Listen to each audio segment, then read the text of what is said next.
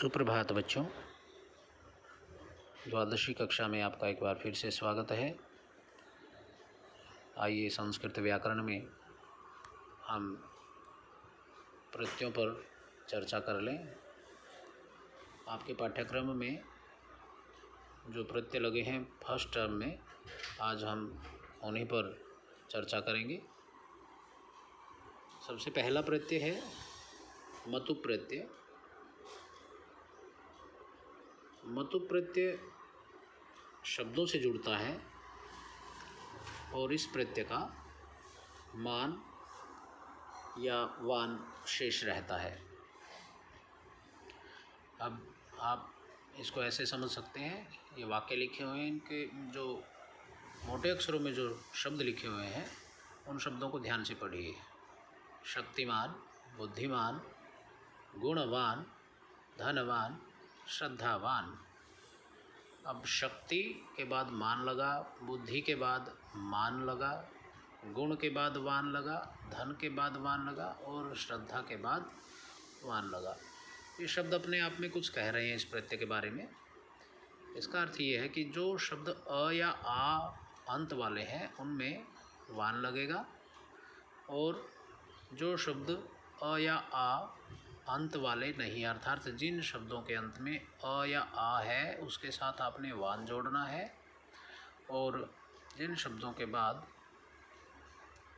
अ या आ से भिन्न स्वर है उन स्वरांत शब्दों के बाद मान जोड़ना है। शक्तिमान, बुद्धिमान, और भी आगे शब्द दिए हुए हैं। इसका अर्थ क्या है? शक्तिमान का जो शक्ति से युक्त है, शक्ति युक्त है, शक्ति अस्य अस्मिन्, जिसके अंदर शक्ति है। ये जो सेकंड क्वेश्चन है इसमें इसका मतु प्रत्यय का अर्थ बताया गया है। बुद्धि युक्त है, बुद्धि अस्य अस्मिन्, अर्थात जिसकी इसके अंदर बुद्धि विद्यमान हो वो बुद्धिमान है। गुण, इस प्रकार से गुणवान, धनवान, श्रद्धावान। तो मतु प्रत्यय के बारे में वान या मान जुड़ेगा, अ या आ स्वर जिन शब्दों के अंत में उनके साथ वान जुड़ेगा, अ या आ से भिन्न स्वर वाले जो शब्द हैं उन शब्दों के साथ हमने वान जोड़ना है। अ या आ के साथ वान, अ या आ से भिन्न के साथ मान। आगे जो तीसरा प्रश्न बताया, किम जानन्ति यत् एतेषां शब्दानां निर्माणं कथमस्ति। क्या आप जानते हैं कि इन शब्दों का निर्माण कैसे हुआ? शक्ति जमा मतु, तो शक्ति मत शब्द बनता है। फिर उसके पुल्लिंग में, स्त्रीलिंग में और नपुंसक लिंग में रूप चलते हैं। तो शक्तिमान जो शब्द बना है वो पुल्लिंग में प्रथमा विभक्ति में एक वचन में रूप बनता है।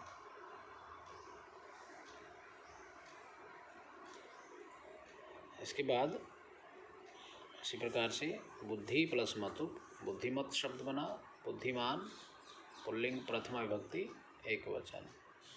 गुण जमा मतु, गुणवत शब्द बना।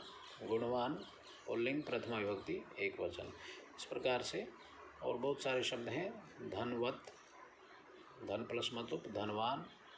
श्रद्धावत, श्रद्धा प्लस मतु, श्रद्धावान। आ वाले में भी वान जुड़ेगा, अ वाले में भी वान जुड़ेगा। अब इसका स्त्रीलिंग जो शब्द बनता है वो वती अथवा मति लग जाता है। जैसे बलवान का जो स्त्रीलिंग होगा वो बलवती, वो नदी के समान शब्द रूप चलेगा। और शक्तिमान का जो स्त्रीलिंग होगा वो होगा शक्तिमती, वो भी स्त्रीलिंग शब्द के समान, नदी शब्द के समान ये शब्द रूप चलेगा। नीचे गद्यांश दिया हुआ है और इसमें से आपने विशेषण और विशेष्य अलग अलग करने हैं। ये जो विशेषण हैं वो सारे के सारे शब्द मतु प्रत्यय वाले हैं। तो आप इनमें से अभी अब सीख चुके हैं, तो हम इसमें देखते हैं कि कौन कौन से इसमें मतु प्रत्यय वाले शब्द हैं। पूरा मेवाड़ राज्य शक्तिमान, तो ये शक्तिमान शब्द हुआ और ये नृप का विशेषण हो गया। नृपः प्रतापः आसीत् तस्य नीतिमान, अब ये नीतिमान पूर्व मंत्री का विशेषण हो गया। नीतिमान में मतु प्रत्यय है। आगे श्रद्धावंतः, अब श्रद्धावान शब्द, श्रद्धावत शब्द का प्रथमा विभक्ति पुल्लिंग में बहुवचन में श्रद्धावंतः बनता है। श्रद्धावान, श्रद्धावंतौ, श्रद्धावंतः। आपने बलवत शब्द पढ़ा है, उसको कैसे चलाते हैं? बलवान, बलवंतौ, बलवंतः। उसी प्रकार से श्रद्धावान, श्रद्धावंतौ, श्रद्धावंतः। आगे शब्द बुद्धिमान दिया हुआ है, यहाँ न को हलंत नहीं किया, ये मिस्टेक है। इसमें बुद्धिमान प्रतापः, तो न को हलंत होना चाहिए यहाँ पे। तो यहाँ पर भी शानच प्रत्यय है, सॉरी मतु प्रत्यय है। और बच्चों आगे है जो शब्द आ रहा है इस पैसेज में, धनवान। ये जो धनवान शब्द दे रखा है, इसके बाद जो शब्द आ रहा है ये इसी लाइन में ये गुणवंतः। गुणवान शब्द, गुणवत शब्द प्रथमा विभक्ति पुल्लिंग में बहुवचन में गुणवंतः, ये जनाह का विशेषण है। तो इस प्रकार से आप विशेषण विशेष्य में टेबल पूरी कर लेंगे। साथ में आंसर सबके दिए हुए हैं। आगे संवाद डायलॉग टाइप में दे दिया, बुद्धिमन्तः छात्राः। अब छात्राः का विशेषण बुद्धिमन्तः प्रथमा बहुवचन में बनाना पड़ेगा। इसके लिए आचार्य यह धन प्लस मतुप, यह गुणवान धनवान रूपवान नरः भवति जनातां श्रेष्ठम मन्यन्ते। तो इस प्रकार से आप इसको फिल कर लेंगे, इसको देख करके। नीतिमान, शक्तिमान, विद्यावान। हाँ, एक शब्द का आपने विशेष रूप से ध्यान रखना, जो लक्ष्मी शब्द है वो अपवाद है, वहाँ पर लक्ष्मी मान नहीं बनेगा। आ से भिन्न शब्द है तो मान बनना चाहिए था, लेकिन वो अपवाद है, वहाँ पर लक्ष्मी वान शब्द बनेगा। इसी प्रकार से ये शब्द दे रखे हैं, आप इसको एक्सरसाइज को कीजिए। ये कुछ विशेष बातें हैं। शक्ति प्लस मतुप शक्तिमान, धन प्लस मतुप धनवान, दोनों में डिफरेंस आपकी समझ में आ चुका है। इसके एंड में अ है, वान जुड़ेगा, अ है, वान जुड़ेगा। जिसके एंड में अ नहीं है वो मान जुड़ेगा। मतुप प्रत्यय युक्त शब्द विशेषण होता है। ये सारे के सारे जितने भी मतुप प्रत्यय बने वो सब विशेष्य के विशेषण होते हैं। एक ये बात इसमें बता रहा है। तो कुल जो मूल शब्द बनेगा मत या वत में बनेगा, रूपवत, यशस्वत, भास्वत। अब आ की बात हो गई, आ से भिन्न स्वरों की बात हो गई। अब कुछ व्यंजन शब्द जिनके अंत में होते हैं उनका क्या होता है? जब स हो किसी शब्द के अंत में, अब ये यशस शब्द है, यशस का स हलंत है लास्ट में। अब इस में न तो स्वर है, न आ है, और न आ से भिन्न है। आ से भिन्न होता है तो मान लगता था, और आ हो तो वान लगता था। परंतु इनमें न तो रूप को छोड़ करके यशस और भास जो शब्द हैं, इन दोनों में व्यंजन शब्द, हलंत शब्द आ रहा है, व्यंजन आ रहा है लास्ट में। तो यहाँ पर आपने यदि दंत्य से लास्ट में हो तो वान लगता है, वत लगता है, भास्वत, यशस्वत, यशस्वान, भास्वान, इस प्रकार से। इसके बाद मतु प्रत्यय आप कर लेंगे अच्छी तरह से। मैंने पहले भी कुछ PDF डाले हैं और ज़्यादा एक्सरसाइज के लिए। इसके बाद है हमारे पास इनी प्रत्यय। इनी प्रत्यय के 3 नाम हैं, इन, इनी और निनी। ये तीनों एक ही प्रत्यय हैं। कई बार कन्फ्यूज़न हो जाता है बच्चों को कि हमने तो इनी किया था, ये अणिनी कहाँ से आ गया, या ये इन कहाँ से आ गया। तो इसके 3 नाम हैं, ध्यान रखें, अणिनी, इनी और इन। इस प्रत्यय का जो पुल्लिंग शब्द है उसमें बड़ी की मात्रा आएगी, दीर्घ इकार आएगा। जो स्त्रीलिंग शब्द है, अब मैं एक एग्जाम्पल के द्वारा बता देता हूँ। जैसे लोभी, जो लोभी शब्द है वो लालच करने वाला होता है और वो मेल होता है, लोभी, वो बड़ा लोभी है। तो लोभी शब्द के अंत में नीनी प्रत्यय जुड़ा हुआ है, इनी प्रत्यय जुड़ा हुआ है, इन प्रत्यय जुड़ा हुआ है। तीनों एक के ही नाम है, कोई सा भी आ सकता है एग्जाम में। तो इसका जो पुल्लिंग तो बन गया लोभी, और जो मूल शब्द बना वो लोभिन शब्द बना। भौ पे ह्रस्व इकार, छोटी ई, भौ पे और ना को हलंत किया जाता है, लोभिन, अभी लिखे हुए मिलेंगे आगे शब्द। और उसका स्त्रीलिंग जो शब्द बनेगा वो लोभिनी। अब आइए, फलिन, फलिनो, ये बहुवचन है, फलिनः, फलिनौ, फली, फली, फलिनौ, फलिनः, ऐसे शब्द रूप चलेगा। ये विसर्ग को ओ हो गया है यहाँ पर फलिनों में। नमन्ति फलिनः वृक्षः, अब विसर्ग को ओ करके इन्होंने फलिनः का फलिनो लिख दिया।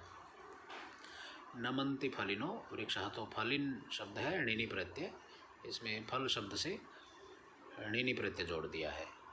परिश्रमिणः, ये प्रथमा विभक्ति बहुवचन है पुल्लिंग में, तो यहाँ पर परिश्रम शब्द से इन प्रत्यय जुड़ा और उसका प्रथमा विभक्ति बहुवचन में परिश्रमिणः।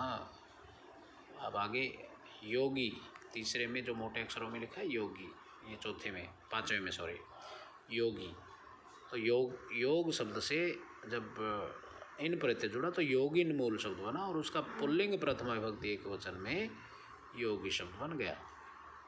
इसी प्रकार से इधर गुणिनः, ये गुण शब्द से इन प्रत्यय जोड़ा तो गुणिन बना और उसका प्रथमा विभक्ति पुल्लिंग में बहुवचन में गुणिनः बन गया।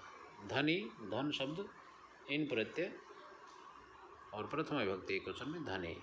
ज्ञान शब्द इन प्रत्यय, प्रथमा विभक्ति एक वचन में ज्ञानी, ये पुल्लिंग शब्द है। इस तरह से आप ये देख रहे हैं। अब णिनि प्रत्यय में इसका मतलब क्या है? फलिनः का अर्थ है जो फल से युक्त है, गुणिनः का अर्थ है जो गुण से युक्त है, परिश्रमिणः का अर्थ है जो परिश्रम से युक्त है, जो योग से युक्त है, जो धन से युक्त है, जो ज्ञान से युक्त है वो ज्ञानी, जो गुण से युक्त है वो गुणी। तो इसमें ये बताया जा रहा है कि इनका मीनिंग ये होता है। अब इसमें ये भी विशेषण के तौर पे आते हैं। फलिनः वृक्षः, ये वृक्षः विशेष्य है, गुणिनः विशेषण है, फलिनः विशेषण है, गुणिनः विशेषण है, परिश्रमिणः विशेषण है। तो ये आप देख सकते हैं कि णिनि प्रत्यय और जो मतु प्रत्यय हमने पीछे पढ़ा ये विशेषण के रूप में प्रयोग होते हैं।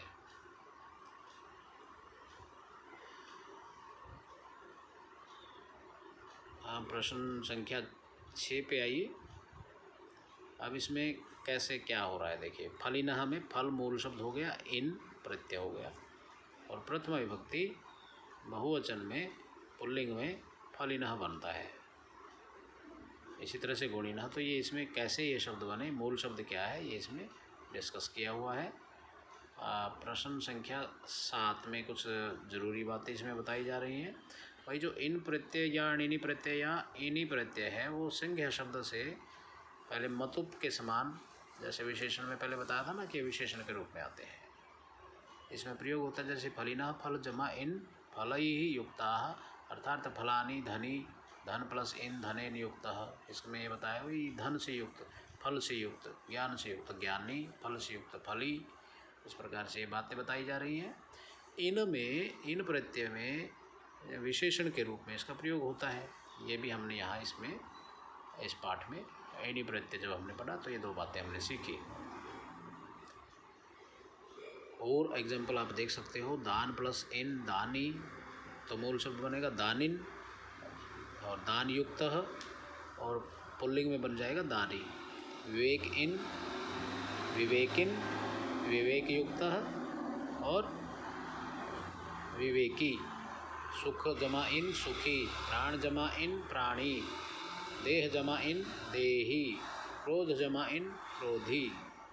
इस प्रकार से आप इसको कर सकते हो। आंसर साथ साथ दिए हुए हैं तो आपको कोई दिक्कत नहीं आएगी। और एग्जाम्पल है आगे क्वेश्चन नंबर 9 में, अर्थ जमा इन अर्थिन, अर्थी और स्त्रीलिंग में अर्थिनी। संसार जमा इन संसारिन, मूल शब्द हुआ संसारी पुल्लिंग और संसारिणी स्त्रीलिंग हो जाएगा। धन जमा इन धनिन, पुल्लिंग में हो जाएगा धनी और स्त्रीलिंग में धनिनी। सुख जमा इन सुखिन, सुखी सुखिनी। मान जमा इन मानिन, मानी मानिनी। इस प्रकार से आप ये देख के कर सकते हो इनको। प्रश्न संख्या जो 10 है इसमें ये ऑप्शन दे रखा है भाई, क्या आएगा, एक वचन के साथ अभिमानी आता है, बहुवचन के साथ अभिमानी न। ये जो ऑप्शन दे रखे ना, एक वचन के साथ विज्ञानी और बहुवचन के साथ विज्ञानी न, एक वचन के साथ लोभी, बहुवचन के साथ लोभी न। तो इस प्रकार से आप वाक्य पढ़ करके यदि वाक्य में एक वचन का विशेषण बनेगा तो एक वचन लोभी, ज्ञानी, विवेकी, इस प्रकार से भर सकते हैं। अब ये देखिए, सामान्यः, सामान्य है तो अभिमानी न हो जाएगा। शांतिम न प्राप्नोति, प्राप्नोति का अर्थ है एक वचन, ऊपर भवंती का अर्थ है बहुवचन, तो प्राप्नोति में एक वचन वाला लोभी हो जाएगा। अब धन्यः, धन्य बहुवचन शब्द है तो यहाँ बहुवचन आएगा दानिनः। अब नश्यति एक वचन है तो नश्यति के हिसाब से क्रोधी। और कुलेन विशालेन विद्याहीनस्य, किम कुलेन किम विशाल कुलेन विद्याहीनस्य, अब ये हीनस्य एक वचन है, देहिनः, यहाँ पर देहिनः ये बहुवचन नहीं है, देहिनः षष्ठी विभक्ति के एक वचन में भी बनता है, और ये प्रथम विभक्ति के, ये थोड़ा कठिन है, ध्यान रखें। यहाँ पर देहिनः जो शब्द है ये षष्ठी विभक्ति के एक वचन का है, और इसका विशेषण भी षष्ठी विभक्ति का एक वचन दे रखा है यहाँ पे, विद्याहीनस्य, तो यहाँ पर देहिनः उत्तर आएगा। ऐसे ही आप जनः तो ये एक वचन है, सर्वे भवन्तु सुखिनः तो यहाँ पर बहुवचन आ जाएगा, इयम बाला है तो एक वचन आ जाएगा लास्ट में, व्यवसायिनी, बिजनेसमैन, बिजनेस वोमेन। तो इस प्रकार से अणिनि प्रत्यय हमने किया। अणिनि प्रत्यय के बारे में इन, अणिनि, इनि, ये तीन बातें हैं। ठक प्रत्यय आगे आ रहा है, उससे पहले मैं फिर इसको सॉर्ट कर देता हूँ सारे को। और इसका इन शेष रहता है मूल शब्द, जैसे लोभ शब्द का एग्जाम्पल लेंगे तो मूल शब्द बनेगा लोभिन, पुल्लिंग में लोभी, स्त्रीलिंग में लोभिनी, भ पे छोटी की मात्रा और न पे बड़ी की मात्रा लोभिनी, और नपुंसकलिंग में लोभिन, भ पे छोटी की मात्रा और न को हलंत। इसके बाद ये विशेषण के रूप में आता है, एक वचन के साथ एक वचन, अगर विशेषण विशेष्य एक वचन का होगा तो ये भी एक वचन का प्रयोग होता है। तो ये बातें हमने ठक प्रत्यय में, सॉरी णिनि प्रत्यय में हमने पढ़ी। इसके बाद बच्चों आता है अगला प्रत्यय ठक प्रत्यय। ठक का, ठक और ठय दो प्रत्यय हैं, ये दोनों ही एक ही तरह से व्यवहृत होते हैं। इनका एक शेष रहता है, और जो शब्द का पहला स्वर है उसको अ होगा तो आ हो जाएगा, आ होगा तो आ ही रहेगा, ई होगा तो आई हो जाएगा, ऊ होगा तो औ हो जाएगा, और आई होगा तो आई ही रहेगा, ए होगा तो उसको आई हो जाएगा। ध्यान दीजिए, ये आपको ध्यान रखना। अ का आ का आ, ई और बड़ी ई का आई, ऊ और बड़े ऊ का औ, और ओ का भी औ, और ए का आई, ये बदलाव होता है। ये काफ़ी समझने की बात है। एक बार फिर मैं तीसरी बार फिर इस बात को रिपीट कर रहा हूँ, क्योंकि यही काम आएगा इस प्रत्यय में। अ या आ हो तो आ होना है पहले शब्द का, स्वर का वृद्धि। ई या दीर्घ ई है तो आई होगा, और ए है तो उसका भी आई होगा। ऊ और दीर्घ ऊ है अथवा ओ है तो इन सब का औ होगा। तो क्या क्या वृद्धि हुई? आ को आ नंबर 1, ई और ए इनको होगा आई, ऊ, ओ और ओ, इसको वृद्धि होगी औ। अब बात करते हैं ठक प्रत्यय की। अब ये कुछ शब्द दे रखे हैं, इसको ध्यान से देखिए। सामाजिकः, इसमें मुझे समाज शब्द नज़र आ रहा है। आगे है नैतिकम, नैतिकम जो शब्द है इसमें मुझे नीति शब्द नज़र आ रहा है। औद्योगिकः, इसमें मुझे उद्योग शब्द नज़र आ रहा है। लौकिकी और अलौकिकी में मुझे लौकिक और अलौकिक शब्द नज़र आ रहा है। और मांगलिकः में मंगल शब्द नज़र आ रहा है। तो इस मूल शब्द से, समाज से ठक प्रत्यय जुड़ा, अब समाज में पहला जो समाज शब्द का पहला स्वर है वो स में अ है, तो समाज में तो स था, अब ये सा हो गया, यानी अ को आ हो गया, जो मैंने बताया था भाई अ और आ को आ होना है। और समाज जमा ठक, ठक के स्थान पर एक प्रत्यय जुड़ेगा तो सामाजिक, पुल्लिंग में सामाजिक, स्त्रीलिंग में सामाजिकी और नपुंसक लिंग में सामाजिकम। धर्म शब्द है, धर्म में पहला जो स्वर है वो ध में अ है, तो जब इसमें धर्म में ठक प्रत्यय जोड़ेंगे तो धार्मिक शब्द बन जाएगा। ठक के स्थान पर इक होता है और ध को धा हो गया, धा जमा इक, धा धा धार्म एक, धार्मिक, स्त्रीलिंग में धार्मिकी और नपुंसक लिंग में धार्मिकम। तो ये इसमें बताया जा रहा है। सामाजिकः, धार्मिकः, नैतिकः, नीति जमा ठक, औद्योगिकः, उद्योग जमा ठक, लौकिक, लौकिकी, लौकिक, लोक जमा ठक, अलौकिक, अलौकिकी, अलोक जमा ठक, मांगलिकः, मंगल जमा ठक, ये मांगलिकः शब्द हो जाएगा। इस प्रकार से ये ठक प्रत्यय आपने 10वीं कक्षा में भी इसको पढ़ा है, कोई नई बात नहीं है। तो ये कुछ एग्जाम्पल हैं, आप इनको देखिए। नैतिकः, नैतिकम, औद्योगिकी, औद्योगिकी शब्द में विसर्ग गलती से लग गई है, यहाँ नहीं आएगी स्त्रीलिंग में। लौकिकी, लोक जमा ठक स्त्रीलिंग में। मांगलिकः पुल्लिंग में मंगल जमा ठक। ये इसमें कैसे बनते हैं शब्द, अब हमने यहाँ क्या पढ़ा, ठक के स्थान पे एक होता है और यह जरूरी बात ध्यान रखनी है कि ठक प्रत्यय और ठय प्रत्यय दोनों में ही एक हो जाता है। ठक और ठय के स्थान पर एक होगा और मूल शब्द का जो पहला स्वर है उसको अधिवृद्धि होगी, जैसे आ, ए, औ, ये 3 वृद्धियाँ हैं, यही मैंने आपको बताई। आ, आई है ये, यहाँ पे आ, आई और औ, आ, आई और औ, ये 3 वृद्धियाँ होंगी और आई भी होगी एक, आ, ये आई लिखना था, यहाँ पर आ, आई और औ, ये ए लिख दिया, एक मात्रा और आएगी। तो ये आगे इसमें दिया भी हुआ भाई, अ को आ होना है, ई ए को आई होना है, उ ओ को औ होना है, री को आर होना है। तो ये मैंने आपको, जैसे कृतिका, कार्तिक, कृति जमा ठक कार्तिक, तो ये आगे एग्जाम्पल दे रखे हैं। पुल्लिंग स्त्रीलिंग में कैसे बनेंगे, धार्मिक, धर्म जमा ठक, ठक क्या ये इक हो जाएगा ठक की जगह पे, धर्म जमा ठक, ठक के स्थान पे एक होगा, धर्म जमा इक, धार्मिक पुल्लिंग में, धार्मिक स्त्रीलिंग में और धार्मिकम, धार्मिक शब्द बना। तो ये इस प्रकार से, ये पहले मूल शब्द दे रखा है, एक एग्जाम्पल दे दिया इन्होंने, अर्थ जमा एक, आर्थिक, आर्थिक पुल्लिंग, आर्थिकी नपुंसक स्त्रीलिंग और आर्थिकम नपुंसक स्त्रीलिंग, सॉरी, आर्थिक मूल शब्द बना, आर्थिक पुल्लिंग, आर्थिकी स्त्रीलिंग और आर्थिकम नपुंसक लिंग। ऐसे ही धर्म का धार्मिक, धार्मिकी, धार्मिकम, साप्ताहिक, साप्ताहिकी, साप्ताहिकम, सैनिक, सैनिकी, सैनिकी, सैनिकम, काल्पनिक, काल्पनिकी, काल्पनिकम, बौद्धिक, बौद्धिकी, बौद्धिकम, प्राकृतिक, प्राकृतिकी, प्राकृतिकम, दैविक, दैविकी, दैविकम, ऐतिहासिक, ऐतिहासिकी, ऐतिहासिकम। इस प्रकार से ये प्रत्यय आप और एग्जाम्पल दे रखे हैं, ये इसमें बनाए हुए हैं, सबके उत्तर दिए हुए हैं। तो ये ब्लैंक दे रखे हैं क्वेश्चन नंबर 4 में, आप इनको देखिएगा अभ्यास के तौर पे।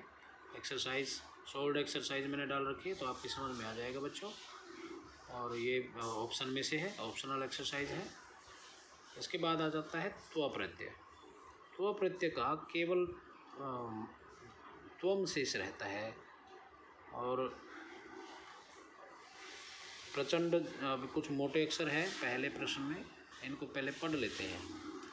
प्रचंडत्वम, महत्वम, गुरुत्वम, घनत्वम, विद्वत्वम, चपलत्वम, मधुरत्वम, ये रा इसमें से गुम हो गया, रा के टाइप नहीं हुआ, मधुत्वम नहीं है, मधुरत्वम, गहनत्वम।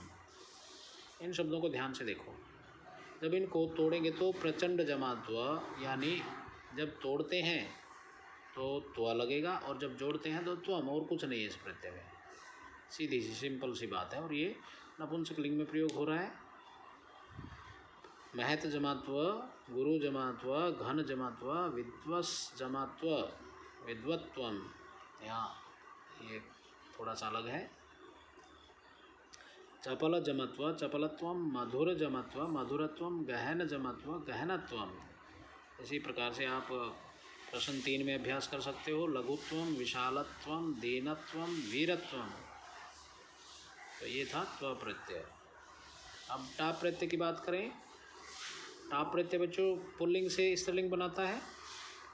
10th में आप पढ़ चुके हो। बाल जमा टाप बाला, आचार्य जमा टाप आचार्या, शिष्य जमा टाप शिष्या, गायक जमा टाप गायिका, शोभन जमा टाप शोभना। तो आ जुड़ जाता है और उसका मेल का शब्द फीमेल हो जाता है। इस प्रकार से आप टाप प्रत्यय का अभ्यास कर सकते हो। इसमें मूल बातें लिखी हुई हैं कि कैसे जुड़ता है। टाप का आशेष रहता है और पुल्लिंग का ये स्त्रीलिंग बनाता है। ये स्त्री प्रत्यय है, पहला स्त्री प्रत्यय। और कुछ एग्जाम्पल है इसमें। बाल से बाला, आचार्य से आचार्य, शिष्य से शिष्या, गायक से गायिका, शोभन से शोभना, वगैरह वगैरह। अब अक भगान्त शब्देषु क वर्णात् पूर्वम अकारस्य स्थाने ई भवति। अब इसमें जो शब्द है ना जिसमें अक लगा है, जैसे गायक, पाठक, चालक, इनमें सब में अक लगा है तो अक में ई जुड़ जाता है। चालिका, गायिका। लेकिन जिनमें अक नहीं है, जैसे बाल है, बाल में अक नहीं है तो बाला बनेगा। और बाल का बालक है तो बालक का फिर बालिका बनेगा। तो अक शब्द से पहले ई जुड़ जाता है। तो ये आप अभ्यास कर दीजिए। ये पहले भी आपने किए हुए हैं। इसके बाद आता है स्त्री प्रत्यय ही है गीप शब्द। तो ये पुल्लिंग का स्त्रीलिंग बनाता है और इसका ई जुड़ता है। जैसे नद शब्द का स्त्रीलिंग नदी, दाता शब्द का स्त्रीलिंग दात्री, उपकारक शब्द का स्त्रीलिंग उपकारिणी,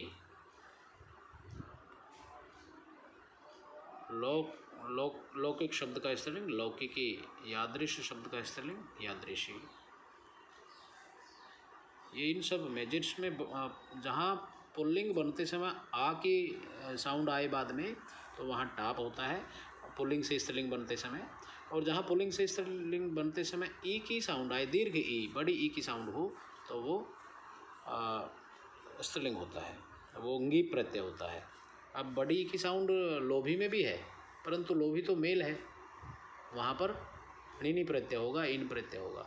और जब स्त्रीलिंग की साउंड आए और ई की साउंड आए तब वह अंगी प्रत्यय होता है। दोनों में डिफरेंस है। आप इन शब्दों को देखो। नद जमांगीप नदी, उसी को बार बार रिपीट किया है।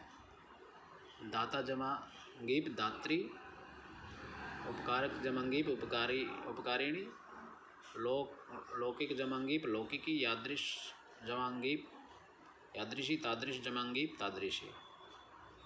तो ये मूल शब्द थे। अब अंगीप प्रत्यय में और ये सारे एग्जाम्पल दिए हैं। देव जमांगीप देवी, तरुण से तरुणी, कुमार से कुमारी, त्रिलोक से त्रिलोकी, किशोर से किशोरी, कर्त्री से कर्त्री। ये देख लीजिए कर्त्री कैसे है।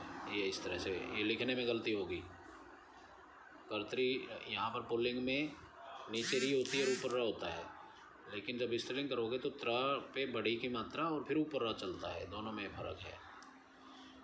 जनयित्री, इसी तरह से इसमें भी यही ध्यान रखना है।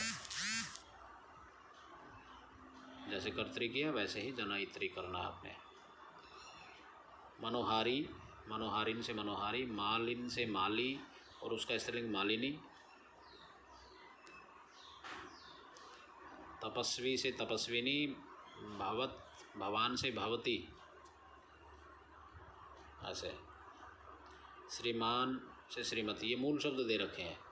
भवत, तपस्विन, मालिन, इनमें जब अंगी पहले पुल्लिंग बनाओ, पुल्लिंग से फिर स्त्रीलिंग। तो गच्छत का गच्छन से गच्छन्ति, पचत से पचन्ति। अब ये क्षत्रिय प्रत्यय जिनके अंत में जुड़ा होता ना, गच्छत, पचत, नयत, नृत्यत, इनमें क्षत्रिय प्रत्यय जुड़ा होता है। तो क्षत्रिय प्रत्यय में यदि गीप जोड़ोगे तो बीच में न और घुस जाएगा, तो गच्छत का गच्छति नहीं बनेगा, गच्छन्ति, पचत का पचन्ति, नृत्यत का नृत्यन्ति, पश्यत का पश्यन्ति, वदत का वदन्ति, पृच्छत का पृच्छन्ति, स्पृशत का स्पृशन्ति। ये इस प्रकार से गीप प्रत्यय होता है। तरुण का तरुणी, ये दोबारा फिर उसके आंसर दे दिए इन्होंने, और ये दोबारा फिर वही रिपीट हो रहा है। कुमारी, किशोरी, नृत्यन्ति, गायन्ति, मनोहारिणी, ये इसमें उत्तर बनेंगे क्वेश्चन नंबर 6 में। क्वेश्चन नंबर 7 में अब आपको तोड़ना है। हसंती का हस जमा गीप प्रत्यय, हस धातु, तो हसत ये क्षत्रिय प्रत्यय वाली है, तो बीच में न इसलिए घुस गया है। तरुण, तरुणी, तरुण जमांगीप, कुमार जमांगीप, कुमारी, एतादृश जमांगीप, एतादृशी, पतत जमांगीप, पतंती। अब ये क्षत्रिय प्रत्यय है पतत में, इस कारण से इसमें आधा न घुस गया है। तो इस प्रकार बच्चों आप ये कर लेंगे। इसके साथ साथ हम कारक और उपपद विभक्ति, ये भी एक विषय है +2 कक्षा में, और 8वीं कक्षा से आप पढ़ते आ रहे हो। सेकंड विभक्ति है दोह, याच, पच, दंड, रुद्ध, प्रच्छ, ची, प्रो, सास, जी, मत, मुश, आम, ये धातुएं मैंने रिपीट की हैं। इन धातुओं में द्वितीय विभक्ति, अगर कोई धातु प्रयोग हो रही है उस सेंटेंस में, जैसे गच्छति, गच्छति का अर्थ है जाता है। अब कहीं जाता है, जहाँ पर जाएगा उस शब्द में सेकंड विभक्ति लगती है। ग्रामम गच्छति, गम धातु से पहले जो भी कर्म होगा उसके कर्म में सेकंड विभक्ति लगती है। और मैं धातुएं काउंट कर रहा हूँ। दूह, दूह मैंने दोहना, याच मांगना, दूह, याच, पच, पच मैंने पकाना, रुद्ध मैंने रोकना, प्रच मैंने पूछना। जिसको पूछता है, प्रश्न पूछता है, तो प्रश्न में सेकंड विभक्ति।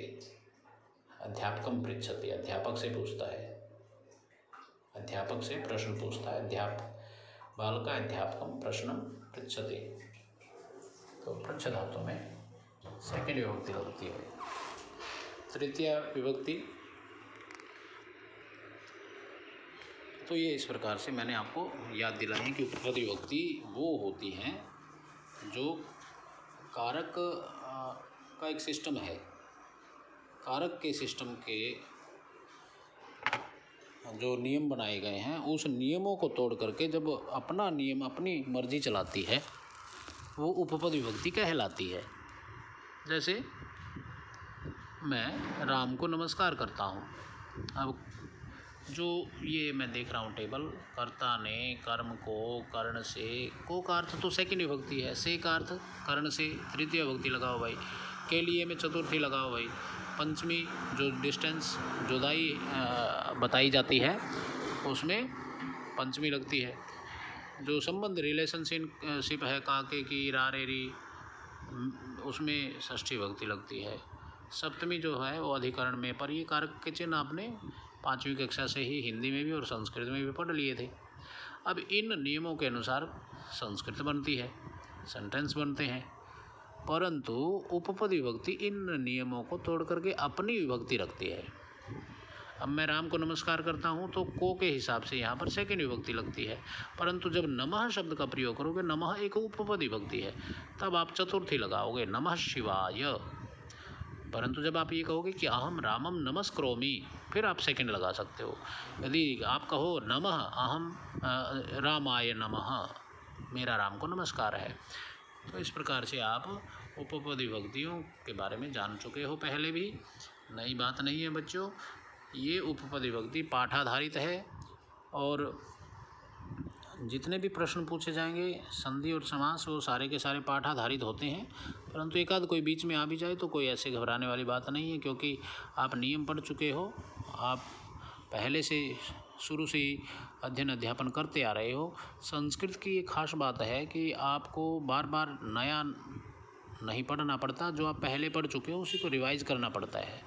इसलिए आपको इस विषय को लेने में आसानी रहती है।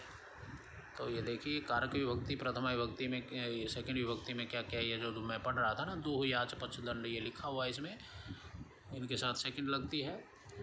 तृतीया की भी टेबल है, कहाँ सह साकम सार्धम समम, जहाँ पर कर्ण साधन के रूप में जब मदद ली जाती है तो उस कर्ण में तृतीय विभक्ति लगती है। पेन से लिखता है तो लेखनी बालकः, लेखन्या लिखति बालकः, कलमेन लिखति, तो कलम क्या है, पेन जो है वो साधन है, वहाँ पर तृतीय विभक्ति लगती है।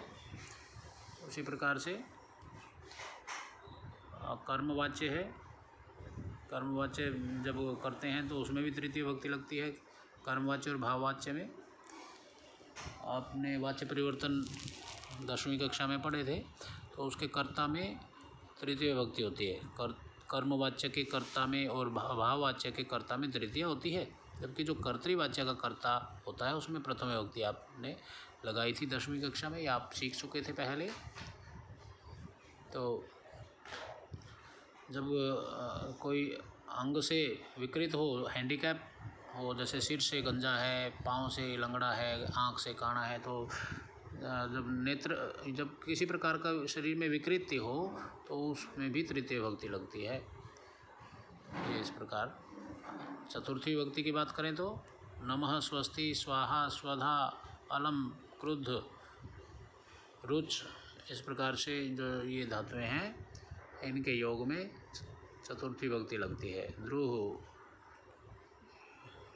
ये रुच भी है इसमें, तो इनके योग में आप चतुर्थी विभक्ति लगाओगे। पंचमी विभक्ति एक डिस्टेंस को बताती है, इसके साथ साथ कुछ और भी है। जुगुप्सा, वी उपसर्ग रम धातु, प्र उपसर्ग मद धातु, प्रमद और विरम और जुगुप्सा, इनमें पंचमी लगती है। भी धातु में पंचमी लगती है। और जब आप गुरु से ज्ञान प्राप्त कर रहे हो तो गुरु का ज्ञान सिमट करके आप में आ रहा है ना, तो एक जगह से दूसरी जगह ट्रांसफ़र हो रहा है, तो वो भी वहाँ पर भी पंचमी विभक्ति लगती है जब गुरु से कुछ सीखा जाता है। जब कोई किसी से ज़्यादा चतुर हो, बुद्धिमान हो या किसी से श्रेष्ठ हो तो वहाँ पर भी पंचमी लगाई जाती है। जैसे देवः श्यामात् पटुतरः, इस प्रकार से। और विना शब्द के योग में 3 विभक्तियाँ लगती हैं, द्वितीय, तृतीय और पंचमी। पहले ये रह गई है, तृतीया में मुझे डिस्कस करना चाहिए था। विना शब्द में तृतीया, द्वितीय, तृतीय और पंचमी 3 विभक्ति लगती है। रीते शब्द में पंचमी विभक्ति लगती है।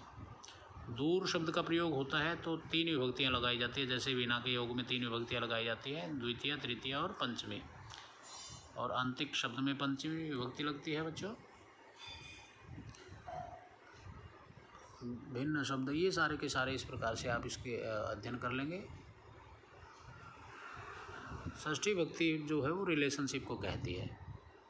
वह राम का पुत्र है, वह गंगा का पुत्र है, वह मेरा भाई है, वह मेरा भांजा है, इस प्रकार के जो रिलेशन, तो वहाँ पर षष्ठी विभक्ति को शो किया जाता है, दिखाया जाता है।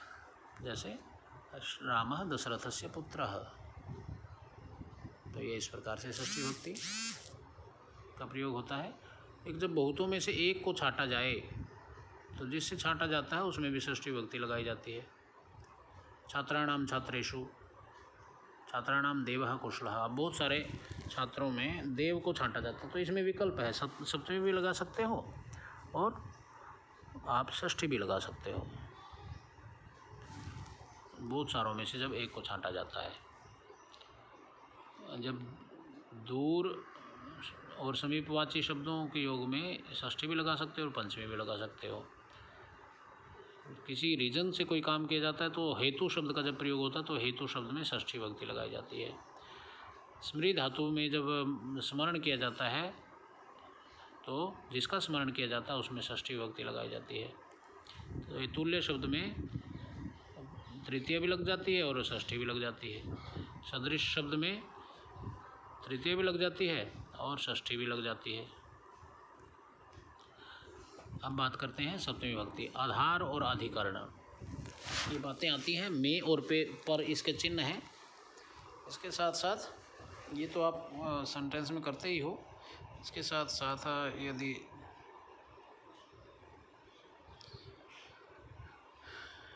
कृष्ण हम माथुले असाधु, कृष्ण मामा पर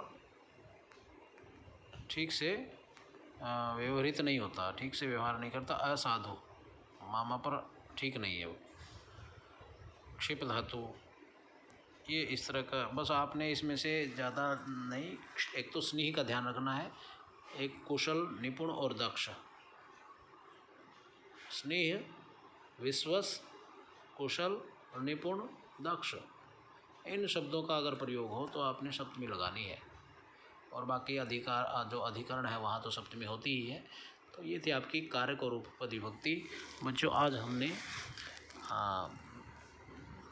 प्रत्यय पढ़े, मतु प्रत्यय, इनि प्रत्यय, त्व प्रत्यय, टाप प्रत्यय, ङी प्रत्यय। इसके बाद हमने कारक और विभक्तियों की चर्चा की, और आप इस विषय को अच्छे से कर लेंगे, कठिन नहीं है ये, कोई ऐसे विषय नहीं है जो आपने पहले नहीं पढ़े, ये पहले पढ़ चुके हो, इसलिए आप सभी का दिन मंगलमय हो। आप इसको करें, समझें और परीक्षा की तैयारी करें। आप सबका शुभ हो। दोबारा से फिर आशीर्वाद। धन्यवाद, बहुत बहुत आभार।